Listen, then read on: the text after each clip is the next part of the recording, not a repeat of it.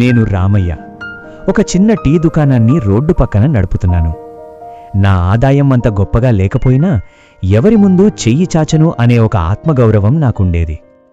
ఒక రాత్రి భారీ వర్షం పడింది. మొదట అది సాధారణ వర్షం అనుకున్నాను, కాని కొద్దిసేపట్లోనే నీరు వరదలా ఉప్పొంగి నా దుకాణం పూర్తిగా కొట్టుకుపోయింది.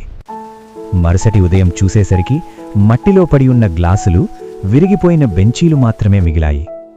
అప్పటి వరకు నా వద్ద టీ తాగిన వారందరూ ఆ రోజు మాత్రం దూరంగా నిలబడి చూశారు. అయ్యో పాపం అన్నారు. ముందే జాగ్రత్త పడాల్సింది అని సలహా ఇచ్చారు. కాని ఒక్కరు కూడా రామయ్య ఎలా ఉన్నావు అని పలకరించలేదు. నేను బంధువుల వద్దకు వెళ్ళాను, కాని వారి నుండి ఎటువంటి సహాయం లభించలేదు. ఆ రోజు నాకొక చేదు నిజం అర్థమైంది. సమాజం పేదవాడి పట్ల సానుభూతిని చూపుతుంది, కాని గౌరవం మాత్రం ఇవ్వదు.